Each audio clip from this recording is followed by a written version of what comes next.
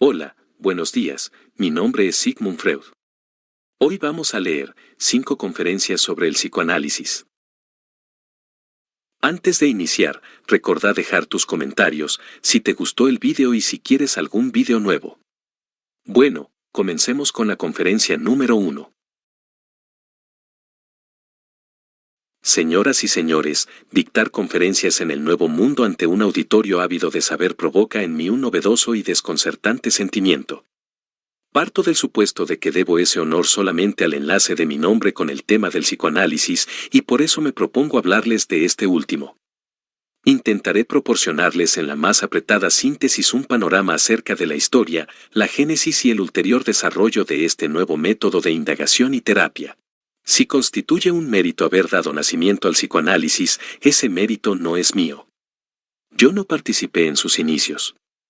Era un estudiante preocupado por pasar sus últimos exámenes cuando otro médico de Viena, el Dr. Joseph Breuer, aplicó por primera vez ese procedimiento a una muchacha afectada de histeria, desde 1880 hasta 1882. De ese historial clínico y terapéutico nos ocuparemos ahora. Lo hallarán expuesto con detalle en estudios sobre la histeria, publicados luego por Breuer y por mí. Una sola observación antes de empezar, no sin satisfacción me he enterado de que la mayoría de mis oyentes no pertenecen al gremio médico. No tengan ustedes cuidado, no hace falta una particular formación previa en medicina para seguir mi exposición. Es cierto que por un trecho avanzaremos junto con los médicos, pero pronto nos separaremos para acompañar al Dr. Breuer en un peculiarísimo camino. La paciente del Dr. Breuer, una muchacha de 21 años, intelectualmente muy dotada, desarrolló en el trayecto de su enfermedad, que se extendió por 2 años, una serie de perturbaciones corporales y anímicas merecedoras de tomarse con toda seriedad. Sufrió una parálisis con rigidez de las 2 extremidades del lado derecho, que permanecían insensibles, y a veces esta misma afección en los miembros del lado izquierdo, perturbaciones en los movimientos oculares y múltiples deficiencias en la visión, dificultades para sostener la cabeza, una intensa tasis nervosa, asco frente a los alimentos y en una ocasión, durante varias semanas, incapacidad para beber no obstante una sed martirizadora, además, disminución de la capacidad de hablar, al punto de no poder expresarse o no comprender su lengua materna, y, por último, estados de ausencia, confusión, deliria, alteración de su personalidad toda, a los cuales consagraremos luego nuestra atención.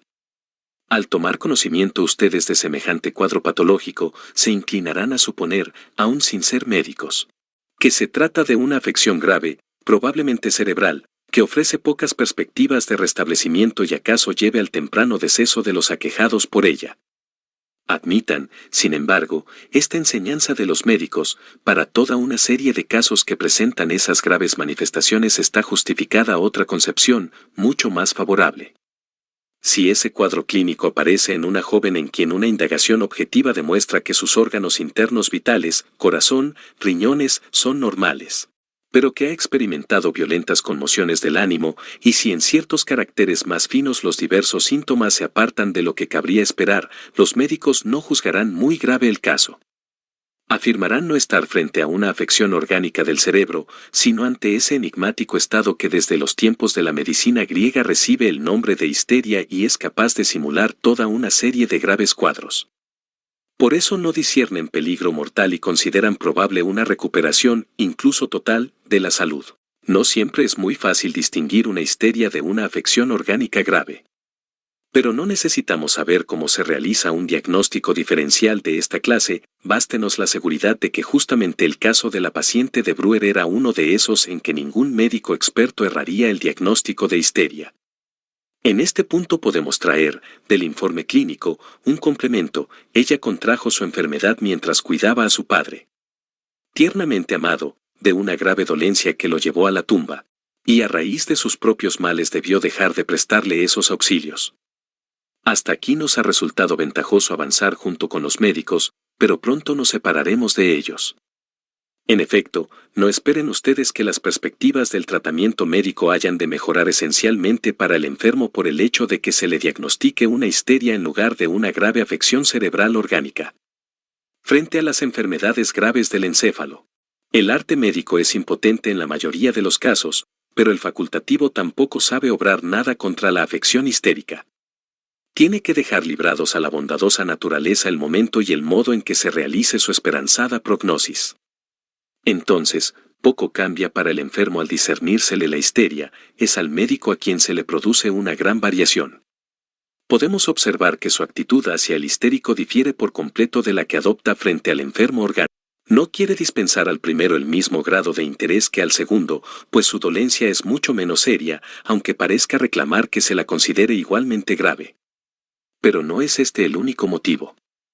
El médico, que en sus estudios ha aprendido tantas cosas arcanas para el ego, ha podido formarse de las causas y alteraciones patológicas, por ejemplo, las sobrevenidas en el encéfalo de una persona afectada de apoplejía o neoplasia, unas representaciones que sin duda son certeras hasta cierto grado, puesto que le permiten entender los detalles del cuadro clínico. Ahora bien, todo su saber, su previa formación patológica y anátomo-fisiológica, lo desasiste al enfrentar las singularidades de los fenómenos histéricos. No puede comprender la histeria, ante la cual se encuentra en la misma situación que el ego. He ahí algo bien ingrato para quien tanto se precia de su saber en otros terrenos. Por eso los histéricos pierden su simpatía, los considera como unas personas que infringen las leyes de su ciencia, tal como miran los ortodoxos a los heréticos, les atribuye toda la malignidad posible, los acusa de exageración y deliberado engaño, simulación, y los castiga quitándoles su interés. Pues bien, el doctor Breuer no incurrió en esta falta con su paciente, le brindó su simpatía e interés, aunque al comienzo no sabía cómo asistirla. Es probable que se lo facilitaran las notables cualidades espirituales y de carácter de ella, de las que da testimonio en el historial clínico que redactó. Su amorosa observación pronto descubrió el camino que le posibilitaría el primer auxilio terapéutico. Se había notado que en sus estados de ausencia, de alteración psíquica con confusión, la enferma solía murmurar entre sí algunas palabras que parecían provenir de unos nexos en que se ocupase su pensamiento. Entonces el médico, que se hizo informar acerca de esas palabras, la ponía en una suerte de hipnosis y en cada ocasión se las repetía a fin de moverla a que las retomase. Así comenzaba a hacerlo la enferma, y de ese modo reproducía ante el médico las creaciones psíquicas que la gobernaban durante las ausencias y se habían traslucido en esas pocas palabras inconexas. Eran fantasías tristísimas, a menudo de poética hermosura, sueños diurnos, diríamos nosotros, que por lo común tomaban como punto de partida la situación de una muchacha ante el lecho de enfermo de su padre. Toda vez que contaba cierto número de esas fantasías, quedaba como liberada y se veía reconducida a la vida anímica normal. Ese bienestar, que duraba varias horas, daba paso al siguiente día a una nueva ausencia, vuelta a cancelar de igual modo mediante la enunciación de las fantasías recién formadas. No era posible sustraerse a la impresión de que la alteración psíquica exteriorizada en las ausencias era resultado del estímulo procedente de estas formaciones de fantasía, plenas de afecto en grado sumo. La paciente misma, que en la época de su enfermedad, asombrosamente, solo hablaba y comprendía el inglés, bautizó a este novedoso tratamiento como talking cure, cura de conversación, o lo definía en broma como chimney sweeping, limpieza de chimenea. Pronto se descubrió como por azar que mediante ese desollinamiento del alma podía obtenerse algo más que una eliminación pasajera de perturbaciones anímicas siempre recurrentes. También se conseguía hacer desaparecer los síntomas patológicos cuando en la hipnosis se recordaba, con exteriorización de afectos, la ocasión y el asunto a raíz del cual esos síntomas se habían presentado por primera vez. En el verano hubo un periodo de intenso calor, y la paciente sufrió mucha sed, entonces, y sin que pudiera indicar razón alguna, de pronto se le volvió imposible beber. Tomaba en su mano el ansiado vaso de agua, pero tan pronto lo tocaban sus labios, lo arrojaba de sí como si fuera una hidrofóbica. Era evidente que durante esos segundos caía en estado de ausencia. Solo vivía a fuerza de frutas, melones, etc., que le mitigaban su sed martirizadora. Cuando esta situación llevaba ya unas 6 semanas, se puso a razonar en estado de hipnosis acerca de su dama de compañía inglesa, a quien no amaba, y refirió entonces con todos los signos de la repugnancia cómo había ido a su habitación, y ahí vio a su perrito, ese asqueroso animal, beber de un vaso. Ella no dijo nada pues quería ser cortés. Tras dar todavía enérgica expresión a ese enojo que se le había quedado atascado, pidió de beber, Tomó sin inhibición una gran cantidad de agua y despertó de la hipnosis con el vaso en los labios. Con ello la perturbación desaparecía para siempre. Permítanme detenerme un momento en esta experiencia. Hasta entonces nadie había eliminado un síntoma histérico por esa vía, ni penetrado tan hondo en la inteligencia de su causación. O podía menos que constituir un descubrimiento de los más vastos alcances si se corroboraba la expectativa de que también otros síntomas, y acaso la mayoría, nacían de ese modo en los enfermos e igualmente se los podía cancelar. Breuer no ahorró esfuerzos para convencerse de ello, y pasó a investigar de manera planificada la patogénesis de los otros síntomas, más graves. Y así era, efectivamente, casi todos los síntomas habían nacido como unos restos, como unos precipitados si ustedes quieren, de vivencias plenas de afecto a las que por eso hemos llamado después, traumas psíquicos, y su particularidad se esclarecía por la referencia a la escena traumática que los causó. Para decirlo con un tecnicismo, eran determinados por las escenas cuyos restos mnémicos ellos figuraban, y ya no se debía describirlos como unas operaciones arbitrarias o enigmáticas de la neurosis. Anotemos solo una desviación respecto de aquella expectativa. La que dejaba como secuela al síntoma no siempre era una vivencia única, las más de las veces habían concurrido a ese efecto repetidos y numerosos traumas, a menudo muchísimos de un mismo tipo. Toda esta cadena de recuerdos patógenos debía ser reproducida luego en su secuencia cronológica, y por cierto en sentido inverso, los últimos primero, y los primeros en último lugar, era de todo punto imposible avanzar hasta el primer trauma, que solía ser el más eficaz, saltando los sobrevenidos después. Querrán ustedes, sin duda, que les comunique otros ejemplos de causación de síntomas histéricos, además de esta aversión al agua por asco al perro que bebió del vaso. Empero, si deseo cumplir mi programa, debo limitarme a muy pocas muestras.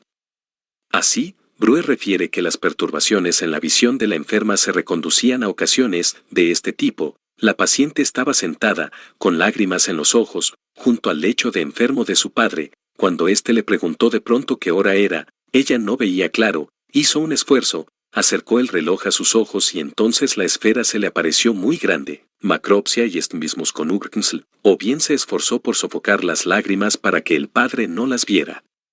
Por otra parte, todas las impresiones patógenas venían de la época en que participó en el cuidado de su padre enfermo.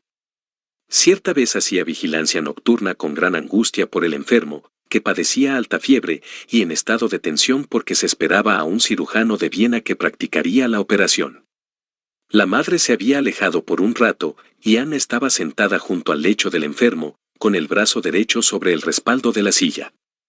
Cayó en un estado de sueño despierto y vio como desde la pared una serpiente negra se acercaba al enfermo para morderlo. Es muy probable que en el prado que se extendía detrás de la casa aparecieran de hecho algunas serpientes y ya antes hubieran provocado terror a la muchacha, proporcionando ahora el material de la alucinación. Quiso espantar al animal, pero estaba como paralizada, el brazo derecho, pendiente sobre el respaldo, se le había dormido, volviéndosele anestésico y patético, y cuando lo observó, los dedos se mudaron en pequeñas serpientes rematadas en calaveras, las uñas. Probablemente hizo intentos por ahuyentar a la serpiente con la mano derecha paralizada, y por esa vía su anestesia y parálisis entró en asociación con la alucinación de la serpiente. Cuando ésta hubo desaparecido, quiso en su angustia rezar, pero se le denegó toda lengua, no pudo hablar en ninguna, hasta que por fin dio con un verso infantil en inglés y entonces pudo seguir pensando y orar en esa lengua. Al recordar esta escena en la hipnosis, quedó eliminada también la parálisis rígida del brazo derecho, que persistía desde el comienzo de la enfermedad, llegando así a su fin el tratamiento. Cuando años después yo empecé a aplicar el método de indagación y tratamiento de Breuer a mis propios pacientes, hice experiencias que coincidían en un todo con las de él. Una dama de unos 40 años sufría de un tic, un curioso ruido semejante a un chasquido que ella producía a raíz de cualquier emoción y aún sin ocasión visible. Tenía su origen en dos vivencias cuyo rasgo común era que ella se había propuesto no hacer ruido alguno, a pesar de lo cual, por una suerte de voluntad contraria, rompió el silencio justamente con aquel chasquido, una vez, cuando al fin había conseguido hacer dormir con gran trabajo a su hija enferma y se dijo que ahora tenía que guardar un silencio absoluto para no despertarla, y la otra, cuando durante un viaje en coche con sus dos hijas los caballos se espantaron con la tormenta, y ella Pretendió evitar cuidadosamente todo ruido para que los animales no se asustaran todavía más. 8. Les doy este ejemplo entre muchos otros consignados en estudios sobre la histeria. Señoras y señores, si me permiten ustedes la generalización que es inevitable aún tras una exposición tan abreviada, podemos verter en esta fórmula el conocimiento adquirido hasta ahora. Nuestros enfermos de histeria padecen de reminiscencias. Sus síntomas son restos y símbolos mnémicos de ciertas vivencias traumáticas. Una comparación con otros símbolos mnémicos de campos diversos acaso nos lleve a comprender con mayor profundidad este simbolismo. También los monumentos con que adornamos nuestras grandes ciudades son unos tales símbolos mnémicos. Si ustedes van de paseo por Londres, hallarán, frente a una de las mayores estaciones ferroviarias de la ciudad, una columna gótica ricamente guarnecida, la Charing Cross. En el siglo XIII, uno de los antiguos reyes de la casa de Plantagenet hizo conducir a Westminster los despojos de su amada reina Eleanor y erigió cruces góticas en cada una de las estaciones donde el sarcófago se depositó en tierra. Charing Cross es el último de los monumentos destinados a conservar el recuerdo de este itinerario doliente. 10. En otro lugar de la ciudad, no lejos del London Bridge, descubrirán una columna más moderna, eminente, que en aras de la brevedad es llamada The Monument. Perpetúa la memoria del incendio que en 1666 estalló en las cercanías y destruyó gran parte de la ciudad. Estos monumentos son, pues, símbolos mnémicos como los síntomas histéricos. Hasta este punto parece justificada la comparación. Pero, ¿qué dirían ustedes de un londinense que todavía hoy permaneciera desolado ante el monumento recordatorio del itinerario fúnebre de la reina Eleanor, en vez de perseguir sus negocios con la premura que las modernas condiciones de trabajo exigen, o de regocijarse por la juvenil reina de su corazón? O de otro que ante The Monument llorara la reducción a cenizas de su amada ciudad, que empero hace ya mucho tiempo que fue restaurada con mayor esplendor todavía. Ahora bien, los histéricos y los neuróticos todos se comportan como esos dos londinenses no prácticos. Y no es solo que recuerden las dolorosas vivencias de un lejano pasado, todavía permanecen adheridos a ellas, no se libran del pasado y por él descuidan la realidad efectiva y el presente. Esta fijación de la vida anímica a los traumas patógenos es uno de los caracteres más importantes y de mayor sustantividad práctica de las neurosis. Les concedo de buen grado la objeción que quizá formulan ustedes en este momento, considerando el historial clínico de la paciente de Breuer. En efecto, todos sus traumas provenían de la época en que cuidaba a su padre enfermo, y sus síntomas solo pueden concebirse como unos signos recordatorios de su enfermedad y muerte. Por tanto, corresponden a un duelo, y no hay duda de que una fijación a la memoria del difunto tan poco tiempo después de su deceso no tiene nada de patológico, sino que más bien responde a un proceso de sentimiento normal. Yo se los concedo, la fijación a los traumas no es nada llamativo en el caso de la paciente de Breuer. Pero en otros, como el del tic tratado por mí, cuyos ocasionamientos se remontaban a más de 15 y a 10 años, el carácter de la adherencia anormal al pasado resulta muy nítido. Y es probable que la paciente de Breuer lo habría desarrollado igualmente de no haber iniciado tratamiento catártico transcurrido un lapso tan breve desde la vivencia de los traumas y la génesis de los síntomas. Hasta aquí solo hemos elucidado el nexo de los síntomas histéricos con la biografía de los enfermos. En este punto, a partir de otros dos aspectos de la observación de Breuer podemos obtener una guía acerca del modo en que es preciso concebir el proceso de la contracción de la enfermedad y del restablecimiento. En primer lugar, corresponde destacar que la enferma de Breuer, en casi todas las situaciones patógenas, debió sofocar una intensa excitación en vez de posibilitarle su decurso mediante los correspondientes signos de afecto, palabras y acciones. En la pequeña vivencia con el perro de su dama de compañía, sofocó, por miramiento hacia ella, toda exteriorización de su muy intenso asco, y mientras vigilaba junto al lecho de su padre, tuvo el permanente cuidado de no dejar que el enfermo notara nada de su angustia y dolorosa desazón. Cuando después reprodujo ante el médico esas mismas escenas, el afecto entonces inhibido afloró con particular violencia, como si se hubiera reservado durante todo ese tiempo. Y en efecto, el síntoma que había quedado pendiente de esa escena cobraba su máxima intensidad a medida que uno se acercaba a su causación, para desaparecer tras la completa tramitación de esta última. Por otro lado, pudo hacerse la experiencia de que recordar la escena ante el médico no producía efecto alguno cuando por cualquier razón ello discurría sin desarrollo de afecto. Los destinos de estos afectos, que uno podía representarse como magnitudes desplazables, eran entonces lo decisivo tanto para la contracción de la enfermedad como para el restablecimiento. Así resultó forzoso suponer que aquella sobrevino porque los afectos desarrollados en las situaciones patógenas hallaron bloqueada una salida normal y la esencia de su contracción consistía en que entonces esos afectos, estrangulados, eran sometidos a un empleo anormal. En parte persistían como unos lastres duraderos de la vida anímica y fuentes de constante excitación, en parte experimentaban una transposición a inusuales inervaciones e inhibiciones corporales que se constituían como los síntomas corporales del caso. Para este último proceso hemos acuñado el nombre de conversión histérica. Lo corriente y normal es que una parte de nuestra excitación anímica sea guiada por el camino de la inervación corporal, y el resultado de ello es lo que conocemos como expresión de las emociones. Ahora bien, la conversión histérica exagera esa parte del decurso de un proceso anímico investido de afecto, corresponde a una expresión mucho más intensa, guiada por nuevas vías, de la emoción. Cuando un cauce se divide en dos canales, se producirá la congestión de uno de ellos tan pronto como la corriente tropiece con un obstáculo en el otro. Lo ven ustedes, estamos en vías de obtener una teoría puramente psicológica de la histeria, en la que adjudicamos el primer rango a los procesos afectivos. Una segunda observación de Breuer nos fuerza ahora a conceder una significatividad considerable a los estados de conciencia entre los rasgos característicos del acontecer patológico. La enferma de Breuer mostraba múltiples condiciones anímicas, estados de ausencia, confusión y alteración del carácter, junto a su estado normal.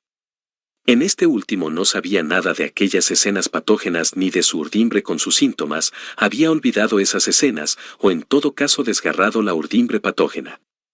Cuando se la ponía en estado de hipnosis, tras un considerable gasto de trabajo se lograba reevocar en su memoria esas escenas, y merced a este trabajo de recuerdo los síntomas eran cancelados. La interpretación de estos hechos habría provocado grandes conciertos si las experiencias y experimentos del hipnotismo no hubieran indicado ya el camino.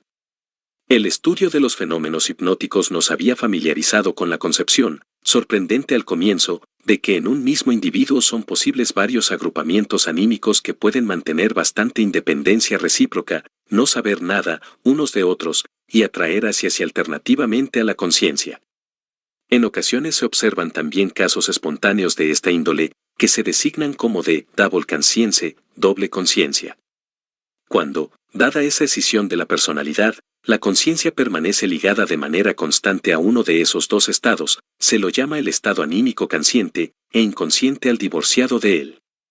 En los consabidos fenómenos de la llamada sugestión poshipnótica, en que una orden impartida durante la hipnosis se abre paso luego de manera imperiosa en el estado normal, se tiene un destacado arquetipo de los influjos que el estado consciente puede experimentar por obra del que para él es inconsciente. Y siguiendo este paradigma se logra ciertamente explicar las experiencias hechas en el caso de la histeria. Breuer se decidió por la hipótesis de que los síntomas histéricos nacían en unos particulares estados anímicos que él llamó hipnoides. Excitaciones que caen dentro de tales estados hipnoides devienen con facilidad patógenas porque ellos no ofrecen las condiciones para un decurso normal de los procesos excitatorios. De estos nace entonces un insólito producto, el síntoma, justamente, y éste se eleva y penetra como un cuerpo extraño en el estado normal, al que le falta, en cambio, toda noticia sobre la situación patógena hipnoide. Donde existe un síntoma, se encuentra también una amnesia, una laguna del recuerdo, y el llenado de esa laguna conlleva la cancelación de las condiciones generadoras del síntoma. Me temo que esta parte de mi exposición no les haya parecido muy transparente. Pero consideren que se trata de novedosas y difíciles intuiciones, que quizá no puedan aclararse mucho más, prueba de que no hemos avanzado todavía un gran trecho en nuestro conocimiento. Por lo demás, la tesis de Breuer acerca de los estados hipnoides demostró ser estorbosa y superflua, y el actual psicoanálisis la ha abandonado. Les diré luego, siquiera indicativamente, qué influjos y procesos habrían de descubrirse tras esa divisoria de los estados hipnoides postulados por Breuer. Habrán recibido ustedes, sin duda, la justificada impresión de que las investigaciones de Breuer solo pudieron ofrecerles una teoría harto incompleta y un esclarecimiento insatisfactorio de los fenómenos observados, pero las teorías no caen del cielo, Y con mayor justificación todavía deberán ustedes desconfiar si alguien les ofrece ya desde el comienzo de sus observaciones una teoría redonda y sin lagunas. Es que esta última solo podría ser hija de la especulación y no el fruto de una exploración de los hechos sin supuestos previos. Bueno, espero que te haya gustado y espero verte la próxima. Recordá dejar tu comentario y pedir más vídeos. Hasta la próxima.